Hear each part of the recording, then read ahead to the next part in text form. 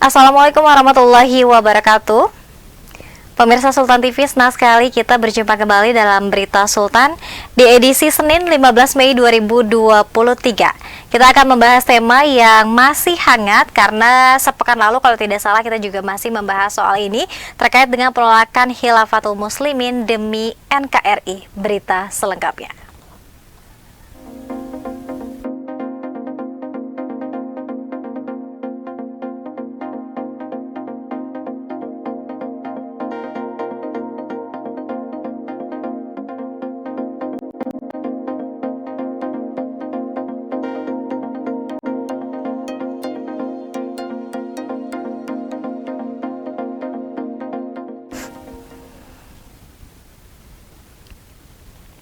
Ya, pemirsa Sultan TV, PWNU Banten ini menolak kegiatan Khilafatul Muslimin khususnya di Kota Serang. Menurutnya mereka Khilafatul Muslimin bertentangan dengan Undang-Undang Dasar 1945 dan juga Pancasila.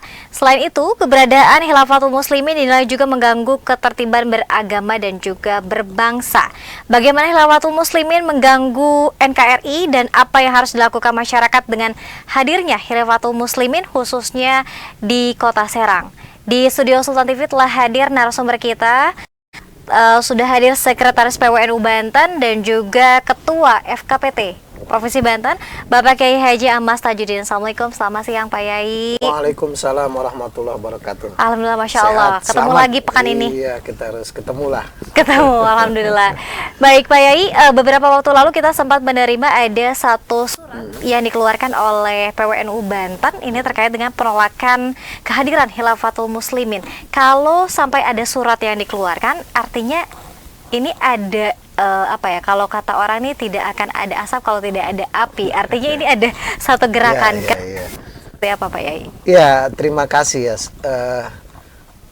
Kalau membicarakan Khilafatul Muslimin di Provinsi Banten, itu kurang lebih 10 tahun yang lalu, ya, itu sudah ada gerakan hendak mendirikan markas Khilafatul Muslimin Provinsi Banten di Kaujon, Jalan 45, Serang.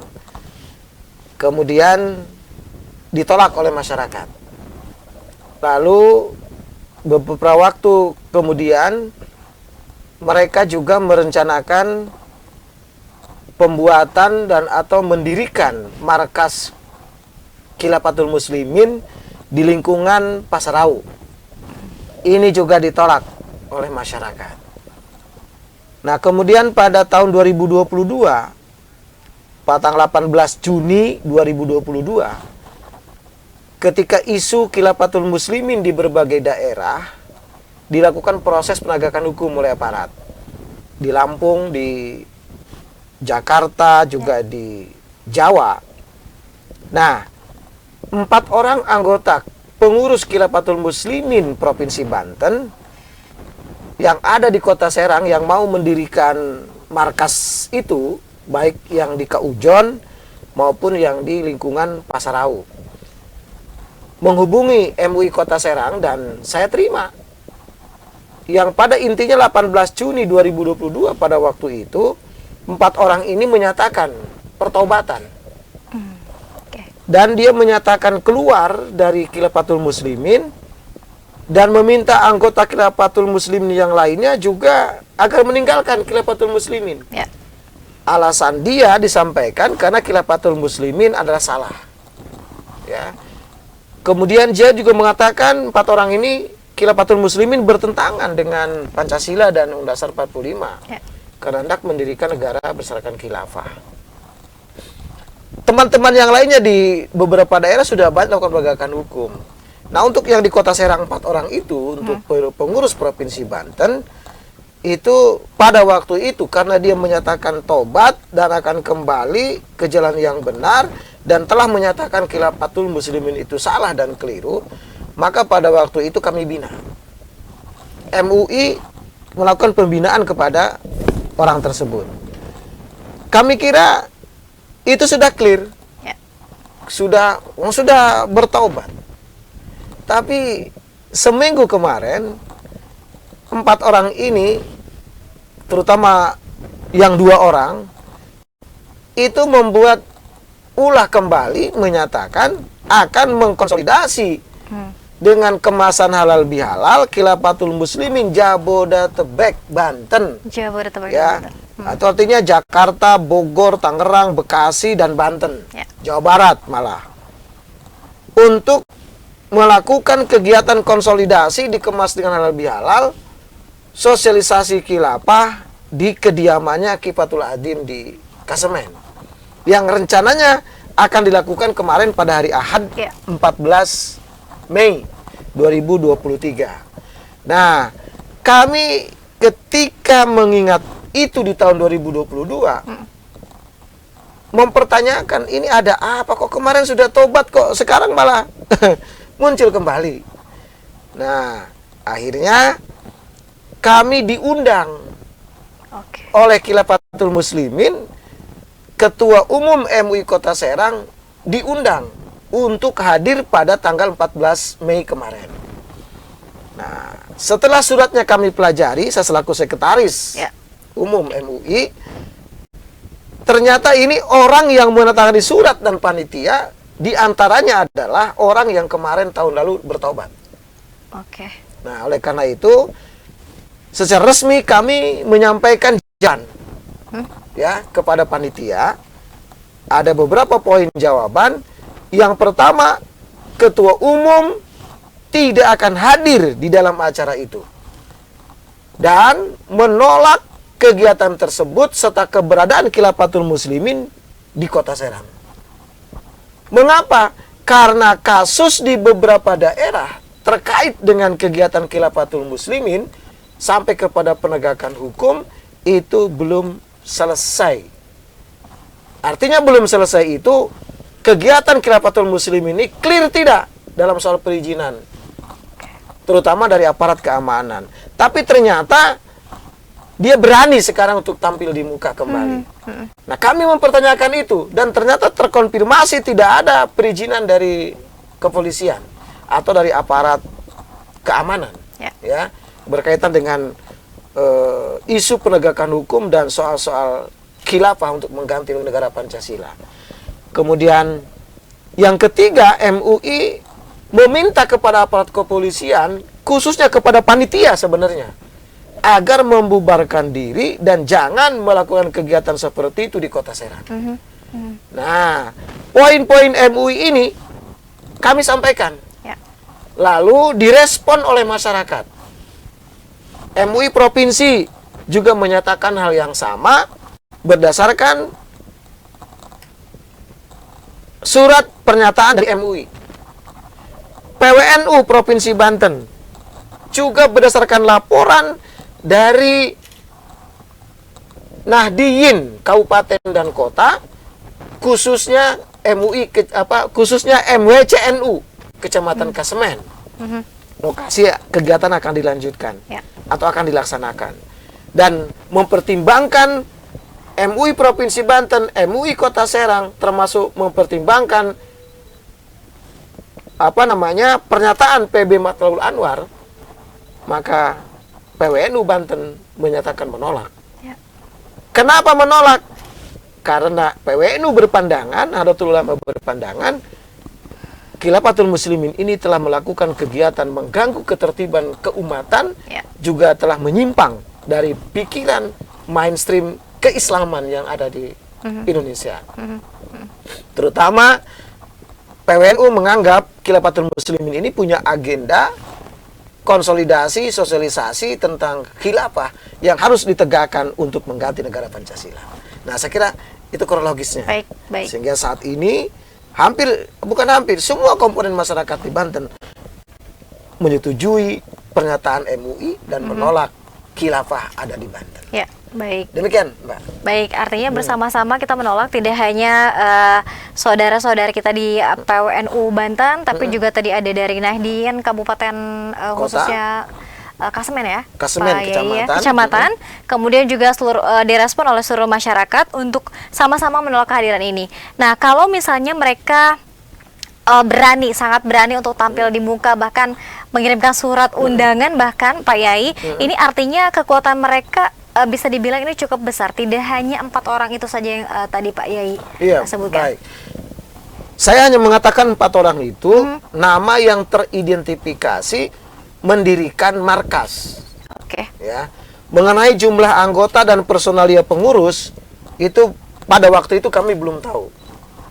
Nah, yang kemunculan sekarang itu mengatasnamakan Jakarta, Bogor, Tangerang, Bekasi, dan Banten. Itu sudah sangat meluas. Ya, yang melihat kop suratnya itu bermarkas di Bekasi. Ya, nah, apakah ini ada agenda yang lebih besar lagi? Kita serahkan kepada aparat kepolisian, aparat keamanan, TNI Polri, untuk melakukan analisa dan ya katakanlah pendalaman bukti. Apakah ini bagian dari skenario besar dan akan memiliki agenda apa? Atau ini hanya semacam test case? Karena beberapa kali, 2 kali di Banten mau mendirikan markas kita tolak. Di Kaujon dan di Pasarau. Dan yang penting diketahui, 4 orang yang datang kepada MUI itu bukan orang Serang. Oke. Ya, ada yang dibaiat itu di Lampung.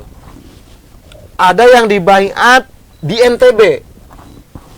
Dan orangnya juga ada orang NTB, ada orang Lampung yang tinggal di Kota Serang. Nah, yang 2 kemarin tidak lagi kelihatan, tapi yang 2 tampil sebagai pelopor atau panitia. Nah, pertanyaan besar tadi sampaikan, apakah ini sudah ada agenda besarnya? Itu urusan aparat keamanan. Tapi bahwa sekecil apapun, kalau sudah muncul, jangan tunggu besar. Sejak dia muncul, bibit benih mengarah kepada ingin mengganti negara Pancasila dan khilafah, maka semua komponen bangsa harus kompak bersama-sama menolak itu. Demikian. Ya, baik. Tidak hanya pada lembaga yang berbasis keagamaan saja ya Pak Yai ya, tapi juga tadi aparat penegak dan juga masyarakat ini harus turut serta. Nah, kalau boleh informasikan juga ketika disurati kemudian juga dari PWNU Banten ini menolak, artinya acara Ahad kemarin ini terjadi atau tidak Pak Yai? Kami mendapat informasi pada tengah malam atau malam Ahad ya, berarti Sabtu malam. Itu sudah mendapatkan pernyataan-pernyataan dari panitia atas nama Asep Saifullah, itu yang berdomisili di Picung, Pandeglang. Dia sudah membuat pernyataan penundaan kegiatan tersebut, sehingga tanggal 14 kemarin hari Ahad kegiatan tersebut tidak dilaksanakan. Namun kami patut sayangkan pernyataan tertulis dan pernyataan-pernyataan lain yang disampaikan oleh panitia itu tidak secara tegas menyatakan menghentikan, tapi hanya mengatakan menunda dan tetap akan kami lakukan di masa yang akan datang. Jika pernyataan seperti ini yang disampaikan, maka ini makin menambah kuat bahwa Khilafatul Muslimin telah melakukan pemberontakan kepada negara yang sah dan harus dilakukan tindakan hukum secara tegas. Kalimat menunda dan akan dilakukan kembali di masa yang akan datang, ini pelecehan. Ya, kalau itu terjadi, maka kami pun akan meningkatkan lebih keras lagi. Kalau mau ditunda, hentikan, bukan ditunda tapi akan dilakukan di masa yang akan datang. Ini tidak benar, dan itu pernyataan tertulis dari kaum Khilafatul Muslimin yang disampaikan oleh panitia. Oleh karena itu, sangat kami sayangkan, seharusnya tidak pakai lagi syarat. Kalau mau berhenti, hentikan sekarang juga. Jangan ada kata akan ditunda dan akan dilakukan yang akan datang, karena itu sudah dinyatakan melakukan pemberontakan kepada negara. Bugot, ini sudah keras. Kaum Khilafatul Muslimin ini telah mengarah kepada perbuatan bugot, melawan pemerintah negara dan sah. Demikian. Ya, baik.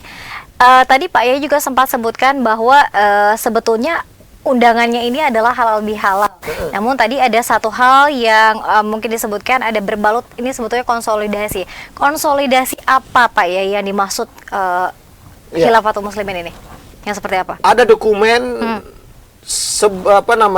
di samping surat undangan, juga kami mendapatkan dokumen selebaran. Ya, semacam rilis dan penjelasan bahwa Khilafatul Muslimin ini memang punya agenda khilafah untuk menegakkan khilafah, mendirikan negara khilafah. Maka ketika setiap pertemuan termasuk yang rencananya kemarin itu di dalamnya penuh dengan risiko dia konsolidasi, sosialisasi tentang gerakan khilafah. Ya.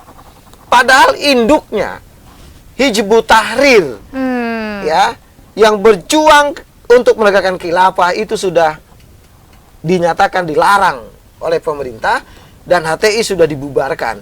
Tetapi ideologinya khilafah itu diantaranya nempel di Khilafatul Muslimin. Nah, maka setiap gerakan yang mengarah kepada konsolidasi mereka menegakkan khilafah dalam versi itu, maka tentu ada di dalamnya kegiatan untuk melawan ideologi negara Pancasila. Nah, yang dimaksud konsolidasi dan sosialisasi adalah tentang penegakan khilafah. Penegakan khilafah. Penegakan khilafah. Dan ini mengganggu NKRI, mengganggu ketertiban keumatan, mengganggu ketertiban keagamaan, keliru dan menyimpang dari segi pemahaman dan gerakan. Ya, baik. Baik, ini tidak hanya dalam konteks agama Islam saja, namun juga ini akan mengganggu toleransi antar umat beragama juga ya Pak Yai ya? Bisa. Bisa jadi. Nah, artinya dari penjelasan-penjelasan tadi, kemudian juga ada surat undangan bahkan untuk halal bihalal dan juga konsolidasi tadi, artinya Khilafatul Muslimin ini ada di Kota Serang Pak Yai? Iya, betul. Ada, dan 4 orang itu tinggal di Kota Serang. Oke. Yang menyatakan tobat. Itu kan istilahnya yang 4 orang ini kan ini pemimpinnya, ya, dan dia berinisiatif untuk mendirikan markas di Kota Serang. Itu artinya sudah ada, ya. Seberapa besar dan berapa banyak mereka itu biarkan aparat keamanan yang melakukan penyelidikan dan investigasi. Kita dari MUI tetap dari NU akan melakukan pemantauan gerakan organisasi apapun, individu maupun kelompok yang mengarah kepada penegakan khilafah dan hendak mengganti negara Pancasila, kita akan hadapi. Ya. Baik, karena sudah jelas tadi ideologinya dipastikan bukan Pancasila. Ini ada yang bertanya Pak Yai melalui streaming kita, Khilafatul Muslimin ini mungkin bisa lebih dijelaskan lagi Pak Yai. Ini semacam aliran atau organisasi masyarakat. Nah, kita merujuk kepada peristiwa penting ketika penangkapan pimpinan Khilafatul Muslimin di Lampung. Dan beredarnya dokumen-dokumen. Di antaranya menginduk kepada pemikiran Hasan Baraja. Ya, Hasan Baraja. Atau kita sebutnya Baraja lah biar lebih pendek ya. Nah, mengapa? Karena pimpinan ini yang bernama Baraja ini sejak dulu sudah melakukan inisiasi pendirian Khilafatul Muslimin, penegakan khilafah, dan sudah mendapatkan vonis atas kiruna dulu, tapi kemudian muncul kembali. Dan ini makin ke sini mengkonsolidasi bukan hanya kepada aspek ajaran, tapi juga sudah membentuk keorganisasian.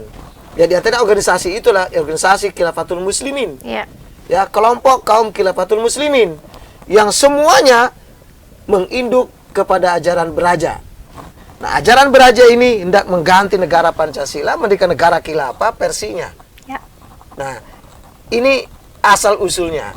Nah, kemudian mengapa bisa demikian? Kalau tarik lagi, lebar lagi, lebih jauh lagi asal usulnya ke sana, itu sangat jauh, dan pada intinya mereka ingin mendirikan negara Islam Indonesia.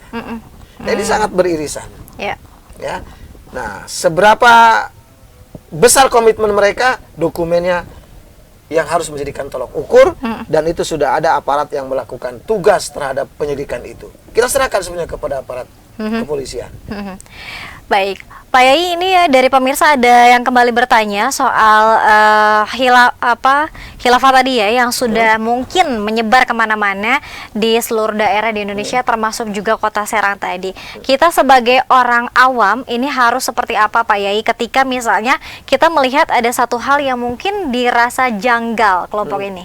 Seperti apa? Baik, masyarakat punya kesempatan besar.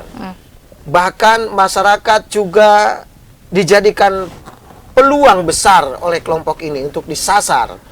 Kalau menemukan ajaran yang dianggap janggal, maka tentu masyarakat secepatnya memberitahukan kepada kiai-kiai terdekat yang dipercaya, kepada MUI terdekat, MUI ada di kecamatan, Ya. NU semua ada di kecamatan. Maka baiklah masyarakat sampaikan kepada mereka, kepada para kiai, NU, kepada MUI yang terdekat. Konsultasikan. Ya. Jika nanti ditemukan ternyata ada penyimpangan, maka tentu masyarakat jangan terprovokasi mengikutinya. Saya kira itu simpel. Ya. Nah, masalahnya sekarang yang kejanggalannya seperti apa yang masyarakat rasakan.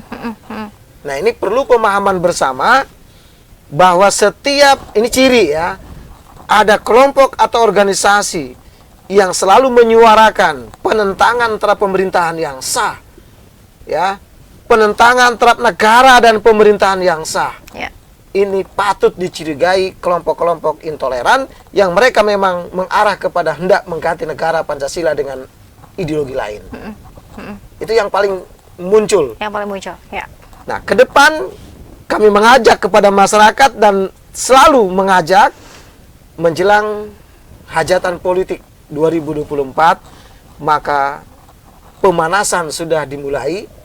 Setiap kelompok ingin meraih sukses dengan kelompoknya, Ya. maka hati-hati jangan terprovokasi oleh kelompok apapun yang arahnya adalah kepentingan politik juga.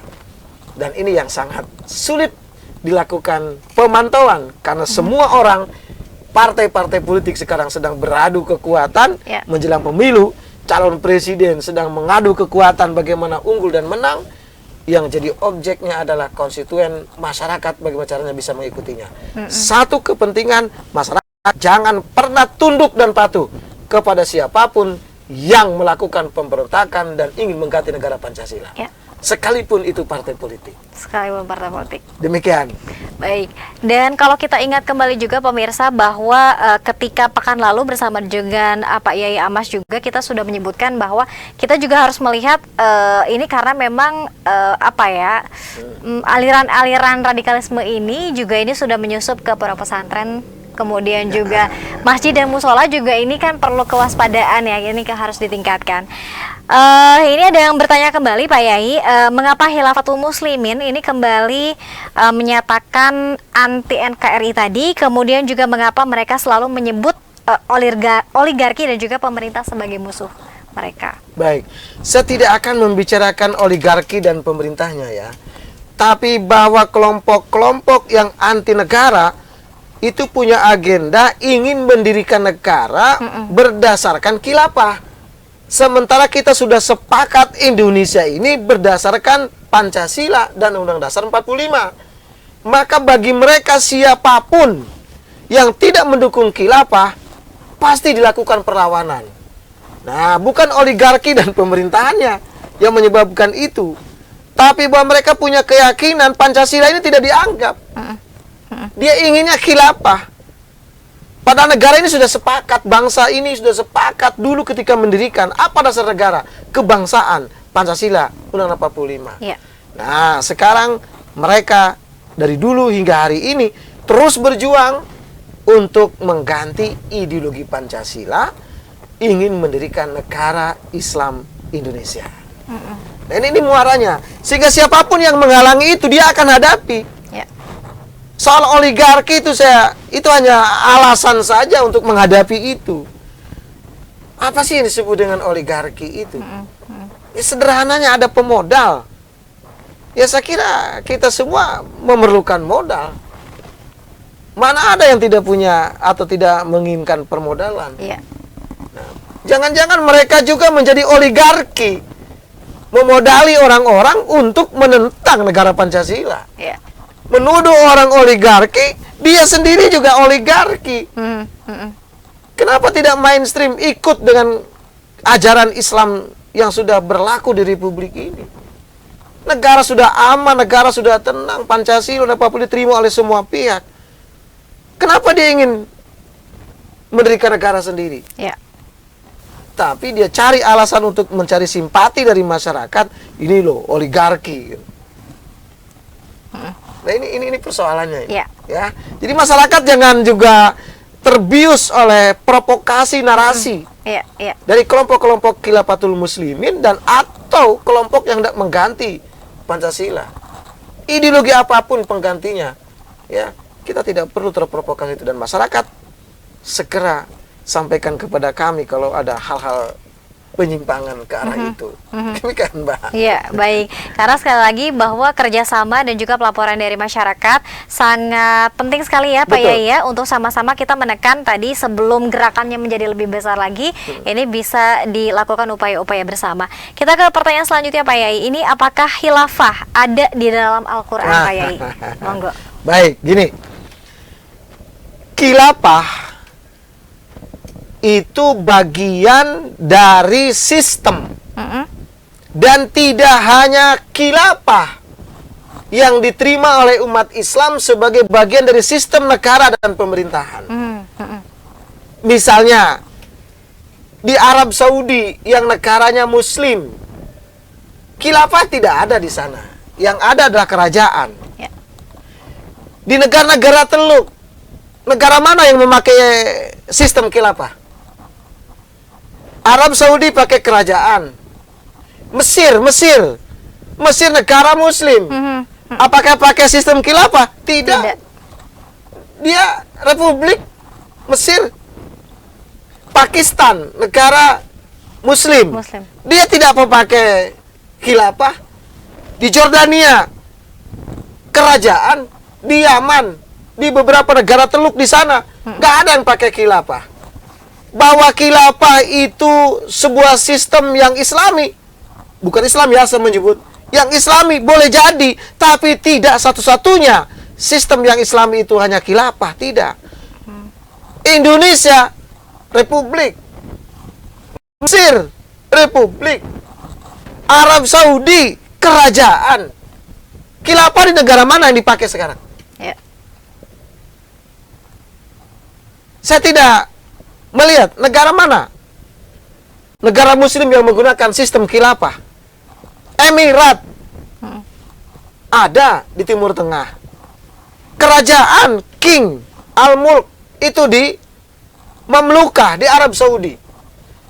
Pakistan, Mesir, Indonesia. Mesir Muslim. Indonesia banyak Muslim. Tidak menggunakan khilafah, kita menggunakan sistem negara republik. Sehingga kalau pertanyaannya apakah khilafah itu ada dalam Quran, secara sistem mengatur negara dengan sistem khilafah tidak ada. Nggak ada, itu sistem kenegaraan. Bahwa prinsip-prinsip bernegara, Al-Quran banyak menyebutkan itu. Tapi tidak secara spesifik Quran menyatakan sistem itu khilafah, nggak ada. Ini biar masyarakat tercerahkan ya Pak ya. Mengerti. Ya. Kalau prinsip-prinsip bernegara, Quran membicarakan banyak. Prinsip keadilan, Betul. prinsip kesejahteraan, Kepemimpinan juga ada. prinsip keamanan. Itu ada. Tapi sistem disebut dalam Al-Quran negara berdasarkan khilafah, nggak ada. Oke. Tegas ini. Ya. Ya, jadi ini berdasarkan Quran. Ini jual-jualan ayat jadinya. Jadi demikian tuh. Ya, ya. Baik, dan kalau kita ingat lagi Pak Yai, ketika seseorang yang mendatangi Pak Yai mengaku sebagai hafiz Quran, ternyata memang yang diulangnya hanya satu ayat itu saja ya Pak Yai ya. Ini yang 4 orang itu. Iya. Di 18 Juni 2022, 4 orang itu mengatakan di hadapan saya, kami di MUI Kota Serang. Iya. Dia mengatakan, kami menghafal Al-Quran, tapi kok di tempat lain teman-teman kami yang menghafal Quran ditangkap polisi. Saya tanya, memang yang dihafal Qurannya berapa juz? Tidak pakai juz. Berapa ayat? Tidak beberapa ayat. Ya. Berapa surat? Tidak juga. Surat. Terus yang kamu sebut hafal Quran itu yang mana? Dia mengemukakan satu contoh ayat. Wa idh qala rabbuka lil malaikati inni ja'ilun fil ardi khalifah. Dia hanya menghafal ayat-ayat yang redaksinya ada kata khalifah. Lah, kata saya, kalau itu masalahnya, Anda bukan hafal, bukan tahfidz, bukan hafid. Hanya ayat beberapa kamu hafal. Karena dia mengaku sejak 2016 sudah masuk di kelompok Khilafatul Muslimin dan kerjaannya adalah menghafal Al-Quran. Ternyata yang dihafal hanya ayat yang redaksinya ada kata khalifah, ada kata khalifah. Seperti ayat tadi. Saya ulangi ayatnya yang dihafal dia. Ya. Wa itu qala rabbuka lil malaikati inni ja'ilun fil ardi khalifah. Ada kata khalifahnya, itu yang dia hafal. Saya tanya, apa maknanya khalifah itu? Dia bilang ini negara harus diganti dengan khilafah. Ya pantas kamu kalau begitu ditangkapin polisi di mana-mana, karena sudah mengganggu keamanan negara. Ya. Bukan karena menghafal ayatnya. Hati-hati, jangan terprovokasi. Bukan karena sebab menghafal ayat Quran ditangkap polisi, bukan. Tapi memahami ayat itu yang salah, Ya. melakukan pemberontakan kepada negara. Itu Mbak. Baik, karena biasanya di ayat-ayat selanjutnya ini ada penjelasannya kembali ya Pak Yai ya. Betul. Kita ke pertanyaan selanjutnya masih dari pemirsa Pak Yai. Mohon izin ini mungkin bisa dikoreksi jika ada salah juga. Mengapa FPI katanya Pak Yai yang mendukung Pancasila turut dibubarkan? FPI. FPI. Itu alasan saya tidak ingin menjelaskan detail, tapi lihat di konsideran pelarangan HTI dan FPI. Itu pada diktum tetap penyebaran khilafah. Ya. Oke. Jadi ada statement dan pernyataan dari kelompok-kelompok itu untuk mengganti Pancasila dengan sistem khilafah. Bahkan lebih jauh lagi, kalau ditarik ke persoalan-persoalan yang lebih dalam lagi, kemunculan ISIS sebagai organisasi yang dinyatakan di Indonesia sebagai teroris. Ya. Ini mendapat supporting dari beberapa kelompok, termasuk diantaranya para pendukung khilafah dan organisasi-organisasi yang memang mengajarkan itu. Konsiderannya adalah dua organisasi itu dilarang karena ingin mengganti Pancasila menjadi khilafah. Demikian. Ya. Baik, kita ke pertanyaan terakhir ya Pak Yai. Mohon izin, bagaimana pendapat Pak Yai tentang konsep khilafah yang jika dikaitkan dengan hubungan negara dan juga agama Pak Yai? Sebetulnya seperti apa katanya? Saya kira tadi sudah saya jelaskan. Kalau khilafah itu bukan satu-satunya sistem yang islami, tapi banyak sistem lain yang digunakan oleh umat Islam sebagai bentuk dan sistem bernegara. Lalu bagaimana hubungannya? Ya tidak mengapa kita memilih. Indonesia sudah sepakat republik berdasarkan kebangsaan negara Pancasila dan Undang-Undang 45. Jangan dipaksakan dengan sistem ideologi negara yang lain. Mau khilafah, mau kerajaan. Kita sekarang sudah negara Republik Indonesia. Dulu zaman Mataram, zaman Majapahit, sistem kerajaan, sekarang sudah beralih menjadi Indonesia, negara kesatuan Republik, dan dasarnya adalah Pancasila Undang-Undang 45, sehingga khilafah tertolak. Jangan paksakan, tertolak. Kesepakatan kita sudah selesai. Bagaimana hubungannya dengan agama dan negara? Tadi sudah jelaskan. Khilafah atau Al-Quran tidak menyebutkan sebuah sistem kenegaraan. Secara lafaz tidak ditemukan sistem kenegaraan berdasarkan sistem apa. Maka implementasinya Arab Saudi kerajaan. Ada Emirat, ada Republik Mesir, Republik Indonesia, Pakistan tidak menggunakan sistem khilafah. Bahkan konon kabarnya di Arab Saudi kalau ngomong-ngomong khilafah itu sudah sangat berat. Di Indonesia masih ditoleransi, baru dibubarkan saja. Di sono itu sudah pelanggaran sangat berat sekali. Inilah mulanya. Terima kasih. Baik, terima kasih banyak Pak Yai Amas Tajudin, Sekretaris PWNI Banten dan juga MUI ya Pak Yai, kemudian di FKPT juga, Provinsi Banten. BWI juga, luar biasa. Terima kasih banyak Pak Yai dan kita doakan Pak Yai sukses, sehat juga selalu. Amin, amin. Dan kita berharap bahwa pemirsa dan juga masyarakat bisa semakin menaikkan intensitas dirinya juga ya Pak Yai, ketika misalnya menemukan hal-hal yang mencurigakan, ini bisa bekerja sama tadi, melaporkannya kepada kiai-kiai terdekat, karena memang tadi di kecamatan, tingkat kecamatan juga ini sudah ada.